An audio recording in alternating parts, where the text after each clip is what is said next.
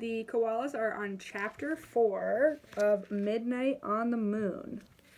Chapter 4 is called Moon Rabbits. "Oh, wow," said Annie.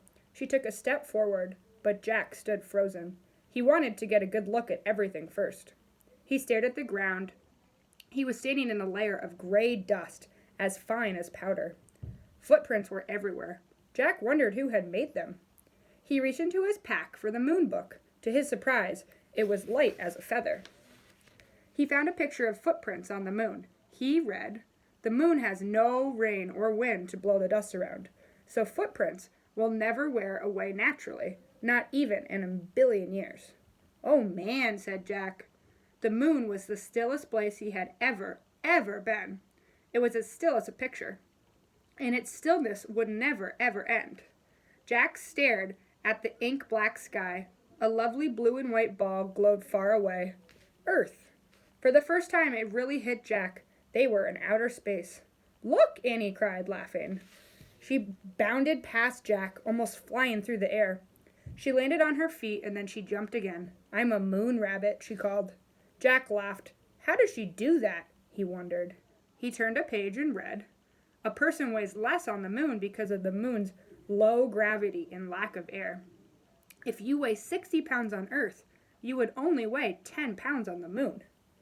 "Don't just stand there reading," said Annie, grabbing the book from Jack's gloved hand. She tossed it into space. It flew far away. Jack started after it. He bounded up and down. Boing, boing, boing. Now he felt light as a feather. "Look," he called. "I'm a moon rabbit, too." Where Jack's boots hit the ground, moon dust gracefully sprayed into space. The book had landed at the edge of the shallow crater.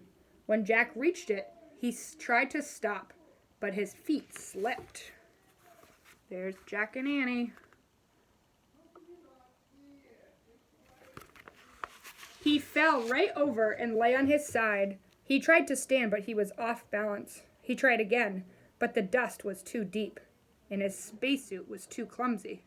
"You okay?" said Annie. "I can't get up," said Jack. "You shouldn't have been goofing off," said Annie wisely. "You goofed off first," said Jack. "Now help me up, please." Annie started towards him. "Don't fall too," warned Jack. "I won't." Annie moved very slowly. She half floated and half walked. "Give me your hand," she said. Annie grabbed Jack's hand. She pressed her boot against his and pulled him up. "Thanks," he said. "No problem," she said. "It was easy. You were really light." "Thank goodness," said Jack. It was impossible to get up alone. He picked up the moon book. It was covered with dust. He brushed it off. "Oh, wow, look," said Annie. She stood at the edge of the crater. What is it?" said Jack. "A moon buggy," said Annie. The buggy was parked in the crater. It had 4 large wheels. "Let's go for a ride," said Annie. "We can't," said Jack. "We just have 2 hours of air in our tanks, remember?" "I bet we'll find the M thing faster if we take the moon buggy." Annie bounded into the crater. "But we can't drive," said Jack. "I bet I can drive this," said Annie. "It looks easy. Come on." She jumped into the driver's seat. "But you don't have a license," said Jack. "Who cares?" said Annie. "There aren't any roads on the moon, or stoplights, or policemen either." She was right, Jack thought. "We'll go slow," he said, and he climbed in beside her. Annie pushed a button labeled on. The moon buggy lurched backward. "Yikes," said Annie. "Step on the brake," said Jack. Annie pressed a pedal on the floor, and the buggy stopped with a jerk.